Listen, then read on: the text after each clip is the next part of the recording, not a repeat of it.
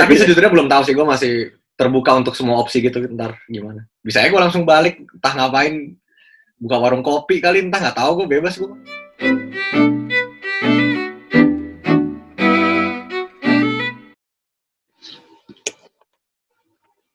Konnichiwa. Konnichiwa. Pradito, koplo aja lah ya dipanggil. Pradito ini dipanggilnya koplo biasanya. Iya. Ya, ini teman gue lah. Dia lagi di Jepang. Lu beasiswa ya kalau di Jepang? Iya. Yo, lu keren deh. Lu sekarang S3 berarti? Dari 2000 berapa? S3 gue ya. Gue 2017 di sini S2 dulu, terus lanjut lagi. S3. 2017 mulai S2, sekarang lu masih pendidikan S3? Masih S3, ya. Lu ngebahas apaan kalau S3 lu? Apa ya yang mudah ya? Nama jurusan gue fisika. Anjay, jadi Iron Man dong nih lulus. Kan lu dulu waktu kelas 2 SMA lu mau jadi Iron Man kan? Nonton di rumah Beto, nonton Yoi. Gue inget banget lu ngomong kayak gitu, gue mau jadi Iron Man gue. Udah terlalu deh. Gue emang tiap habis nonton sesuatu pengen jadi itu gitu loh. Gue SMP juga pengen jadi bajak laut anjing habis nonton Pirates Caribbean. Jadi lo bahas apa? Keren nih, bajak laut kayak Aso ini. Gue fisika, spesifiknya namanya soft matter physics. Gue nggak tahu bahasa Indonesianya, kayak benda lunak. Ya fisika benda lunak lah gitu. Oh gitu. Spesifiknya lagi apa ya? Iya, gue juga nggak ngerti sebenarnya. Lah, tiga, gue salah ngobrol nih. Harusnya bisa edukasi orang gitu, kasih tahu sama yang ahli. Ini dia juga nggak ngerti.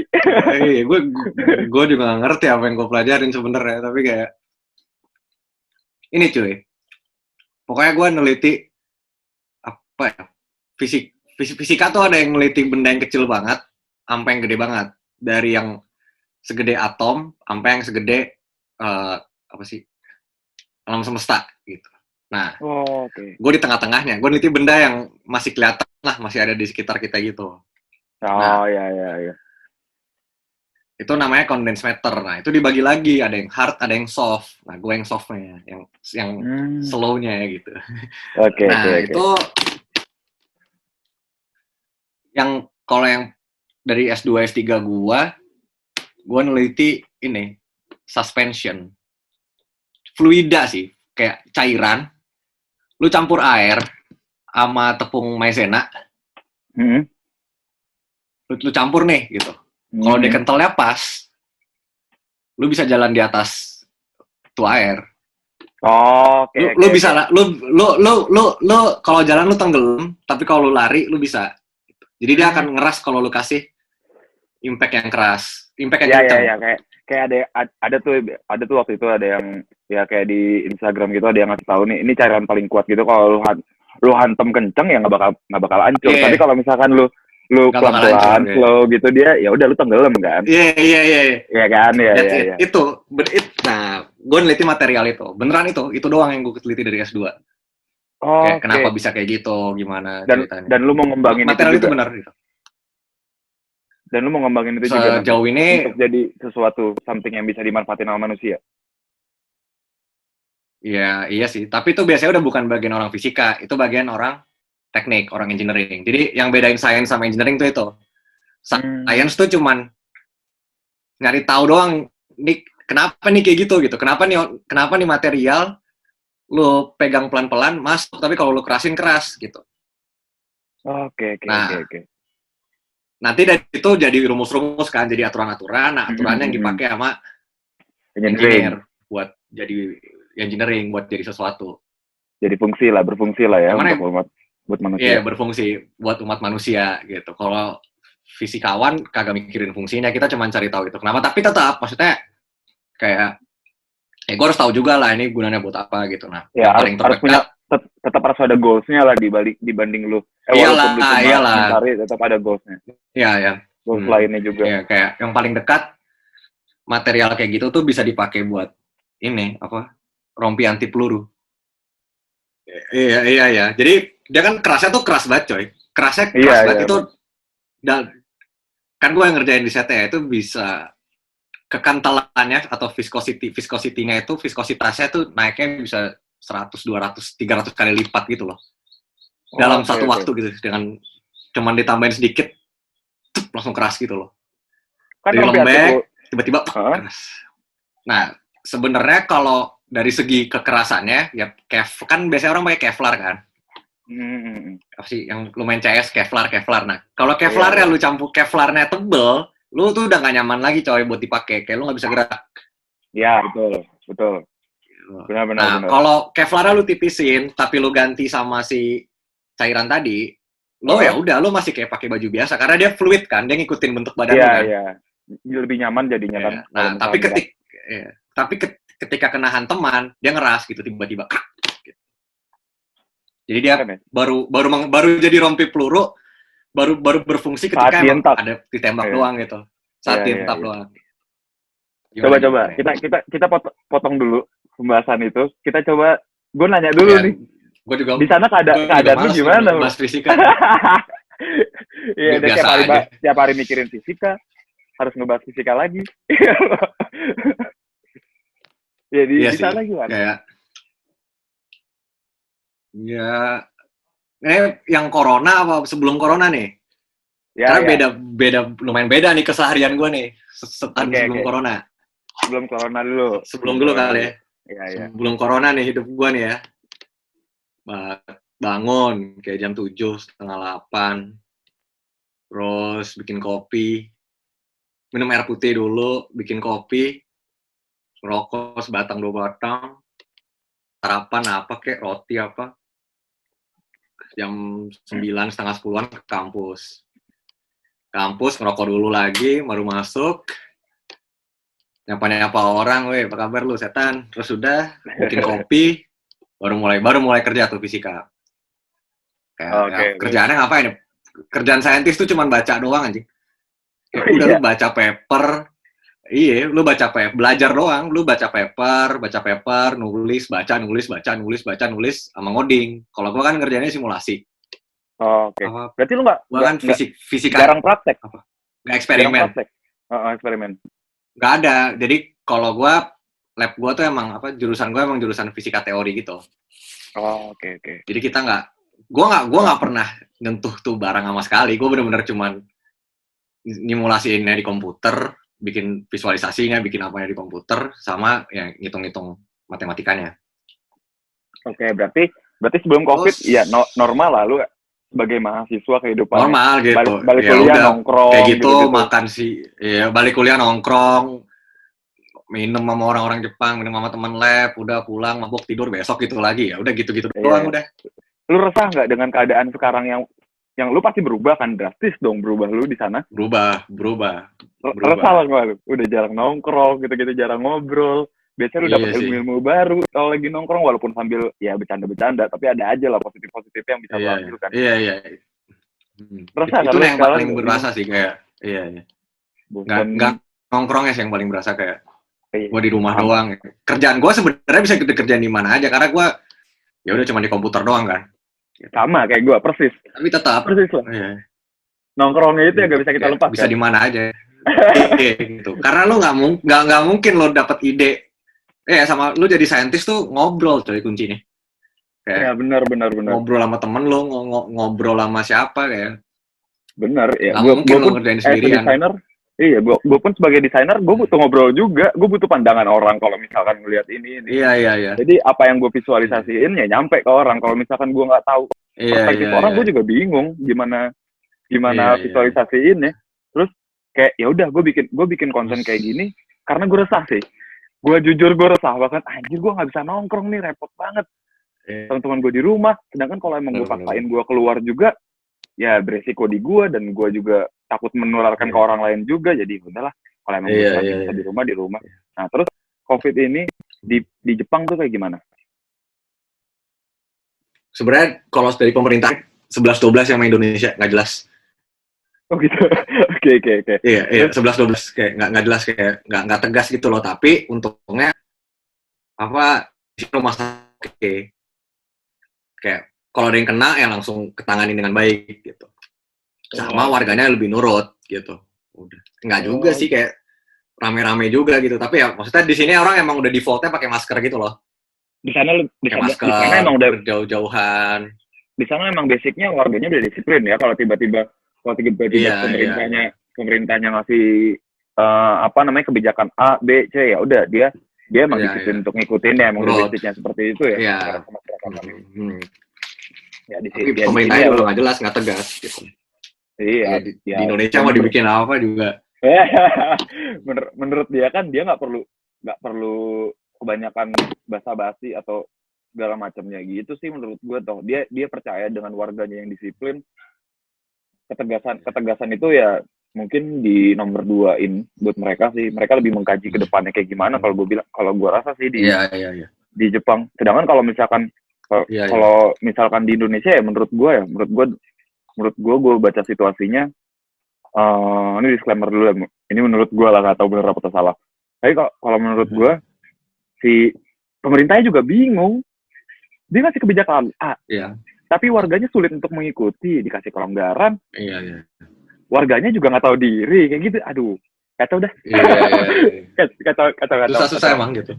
Susah ya, lu warga Indonesia juga, lu tahu lah di sini gimana. Kita biasa di luar, tahu orang rumahan kayak gimana, tahu yang anak-anak yang di luar kayak gimana.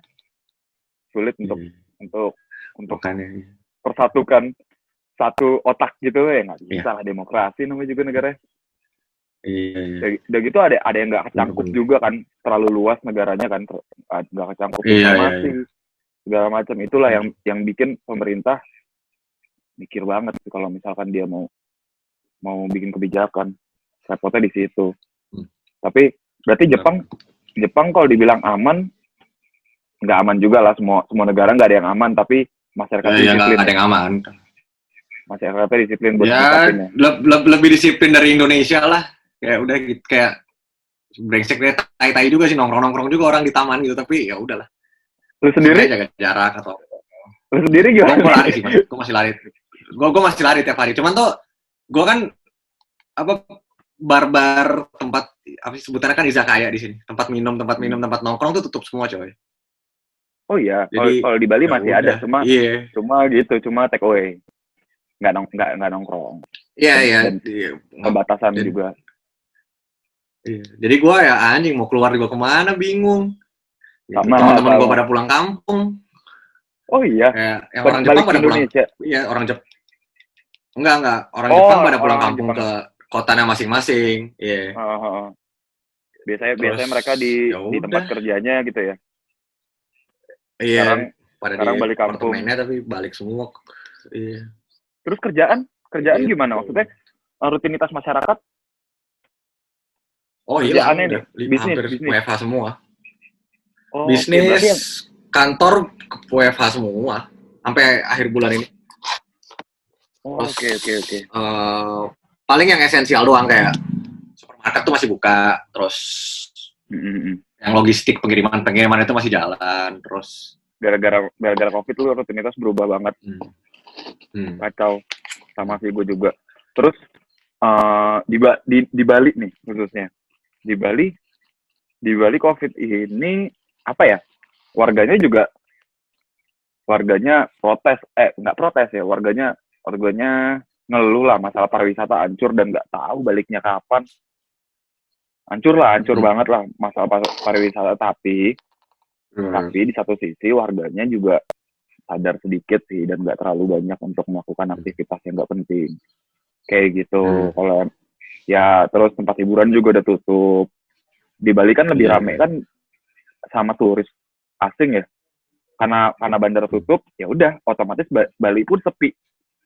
Jadi kalau misalkan physical distancing atau social distancing itu ya otomatis berkurang dengan sendirinya kok. Nggak kaget. Biasanya kita padat sama warga asing kan. Kalau sekarang ya enggak. Sama persis di kota gue juga kayak gitu ya. Pasti kedampak banget kan, kayak gue kan tinggal di Kyoto juga, itu tourism banget kan, dan ya banyak yang tutup cuy bisnis. Iya, terus gara-gara kurangnya tourism itu juga otomatis renggang juga kan populasinya. Jadi ya langsung sepi ya sih. Iya, lebih kalau misalkan dikontrol pun nggak perlu dikontrol, tinggal kasih berita ya, balik lagi kesadaran masing-masing. Ya, lo tiba-tiba ngeliat kayak anjir, ternyata selama ini yang rame di kota gue turis niatnya nggak sih? Iya, betul banget. Anjir, turis semua. Tiba-tiba nggak ada turis, hilang langsung, sepi banget. Segini doang nih penduduk aslinya sini. Iya, betul. Jadi gue nggak salah sih gue pindah. Daripada di Jakarta padat, dan gue pindah sini. Iya. Gue ke kantor cuma 10 menit loh. Enak kan? Naik motor jalan. Naik motor sih. Cuma lewatin 2 lampu merah nyampe. Terus nih, lu kuliah fisika, lu ambil master fisika di Jepang. Kenapa lu milih Jepang? Wah, gue dulu asal-asalan doang sih, Rat. Kayak gue habis satu, kagak tau mau ngapain. Ada banyak pilihan sih, cuman ya udah kayak salah satunya S2 waktu itu. Terus ya udah gue iseng-iseng aja daftar. Terus lu jalur apa? Lu beasiswa jalur apa? Lewat mana? Gue daftar di kedutaan Jepang di Indonesia. Adalah, lu bisa Google sendiri beasiswanya Max atau beasiswa Max. Adalah itu buka tiap tahun bulan Mei. Oh, kuotanya banyak? Setiap bulan. Kuotanya ada 30 orang kepilih setiap tahun. Oh, 3.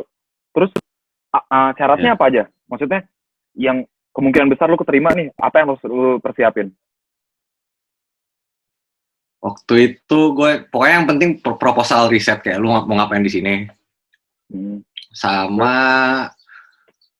itu sebenarnya itu yang paling penting. Sisanya ya udah standar lah, ijazah, apa bahasa Inggris, apalagi ya. Ya udah ngisi formulirnya, udah surat rekomendasi, yang gitu-gitulah. Itu administrasi biasa. Tapi yang paling dinilainya sih proposal risetnya, kayak lu mau ngapain di sini. Tapi kuliahnya pakai bahasa Jepang atau bahasa Inggris? Kuliah bahasa Inggris. Kuliah gue bahasa Jepang, tapi ada yang bahasa Inggris juga. Oh, berarti lu ntar di sana belajar kebudayaan lagi. Belajar lagi. Lo kalau pakai beasiswa yang gua 6 bulan pertama lo emang cuman belajar bahasa Jepang sama nyiapin buat tes masuk. Lo pertama kali kesini tuh belum jadi mahasiswa S2. Ya, preparation dulu. Lo kayak ada 6 bulan, kurang lebih kayak gitu. Oh, oke. Terus lu emang ambil dari Indonesianya tuh S2 lanjut S3 atau lu ambil S2 doang habis itu lu S3 di sana? Gua menentukan S3 atau enggak di sini. Jadi pas sudah tahun 2018 akhir gitu, kayak semester tahun terakhir S2 tuh udah ada ditawarin nih sama profesor gua mau perpanjang enggak gitu. Ya udah lu ambil jadi. Ya itu ntar ada seleksi, ntar tuh ada seleksinya lagi, kayak apa, nulis berkas lagi dan segala macam, diseleksi lagi. Belum tentu semua orang bisa perpanjang gitu loh. Belum tentu semua orang bisa dapat beasiswanya extend gitu. Terus ya udah gue ditawarin, masih setengah-setengah waktu itu, kayak belum tahu bakal gimana, tapi akhirnya ya udahlah. Gue juga males kan cari kerja di Indonesia, kayak aduh, terus gue tanya teman-teman gue kan, cuy gimana cuy cari kerja, susah cuy, aduh anjing males banget gue cari kerja, udahlah lanjut dulu. Akhirnya ya udah gue daftar, soalnya gue mikir ya udahlah, belum tentu keterima ini kan, kalau gue nggak dapet ya udah berarti gue emang harus balik cari kerja. Iseng-iseng berhadiah lah ya, nothing tulus berarti. Iya, nothing tulus waktu itu. Terus yang pertama juga nothing tulus sih, kayak ya udahlah. Lu udah S3 nih, S3 di sana. Iya. Makin susah dong lu nyari kerja di Indonesia. Betul. Iya kan? S2 aja susah lo nyari kerja di sini. Apalagi S3 kan masalahnya bukan Indonesia gak butuh orang pinter. Iya. Aduh ini. Iya. Apalagi kalau lu udah terlalu spesifik. S3 kan berarti lu udah spesifik banget kan ke satu bidang. Iya. Ahli lah. Ya, itu tuh ya kan, kayak lu susah gitu, bukan itu yang dibutuhin sama industri butuh orang yang bisa belajar banyak dan diajarin banyak hal kan. Iya benar gitu. Iya itu benar. Jadi kayak goblok juga sebenarnya gue, kayak ya udah itu gue kayak menunda masalah aja sebenarnya kan, kayak ya udahlah lihat ntar aja, pusing nih mikirin cari kerja setelah S2, ditunda lagi. Terus nih, misal gue mau mau ambil beasiswa, gue ke Jepang atau ke negara apapun, dan gue senang belajar. Dan keluhan orang di Indonesia, misalkan gue mau ngebangun Indonesia, tujuan gue untuk ngebangun Indonesia. Makanya gue ambil beasiswanya itu. Terus gue dapat beasiswanya, terus gue extend, gue doyan nih belajar. Udah, gue jadiin master aja lah, gue jadi ahli aja lah. Udah jadi dapat master, gue lebih jadi ahli aja lah, gue lebih spesifik semuanya segala macam. Masa depannya gimana dong? Lu jalan keluarnya gimana? Emang lu nggak bikin plan? Apa yang lu lakukan saat lu udah S3? Ya, pertanyaan bagus itu. Biar gue sebagai misalkan orang yang mau ambil beasiswa jadi nggak ragu, nggak cuma ambil ilmu, tapi tetap masa depan gue ketahuan. Sebenarnya itu balik lagi ke bidangnya sih. Kalau bidang yang spesifik banget dan scientific banget kayak gue yang gimana ya? Indonesia belum mikirin itu gitu loh, belum mikirin basic science segitunya. Gitu. Jadi nggak akan. Jawaban jujurnya emang nggak ada. Gue nggak ada lapangan kerjanya di Indonesia. Oke, berarti gitu ya. Mungkin gue nggak di Indonesia karirnya. Oke, berarti kalau misalkan ada orang ambil beasiswa yang anti mainstream lah, lo pasti otomatis nggak bisa nyari lapangan kerja di Indonesia. Karena kalau ahli-ahli rata-rata yang mainstream kan, kalau misalnya anti mainstream, lo mau nggak mau jalan keluarnya adalah lo keluar. Iya, paling lu mau kerja. Ya opsi gue sebenarnya berkarir di luar kalau di fisika ya. Oke, lu mau lari kemana sekarang? Lu ambil fisika ke Jerman? Belum tahu, gue belum mikirin. Bisa di mana aja. Yang penting nggak di Indonesia gitu. Karena di Indonesia nggak ada. Jepang sendiri paling. Oh, Jepang sendiri butuh nggak? Kalau Jepang sendiri butuh gitu. Cuman kalau lo udah S2 S3 di Jepang, kata profesor gue nggak bagus kalau lo langsung cari posisi entah itu akademik atau non akademik di Jepang lagi karena lo nggak belajar banyak. Gitu. Gue disuruh ke negara lain selain Jepang. Oh ya bagus dong. Dimanapun gitu. Mungkin bagus berarti. Ya mana kali Somalia kali apa? Papua entah dimanapun gitu. Cuman tapi sejujurnya belum tahu sih, gue masih terbuka untuk semua opsi gitu. Ntar gimana? Bisa aja gue langsung balik, entah ngapain. Buka warung kopi kali, entah nggak tahu, gue bebas gue mah. Oh baik. Berarti lu kalau gue mau nerusin karir gue di fisika, gue harus luar negeri. Kenapa? Iyalah.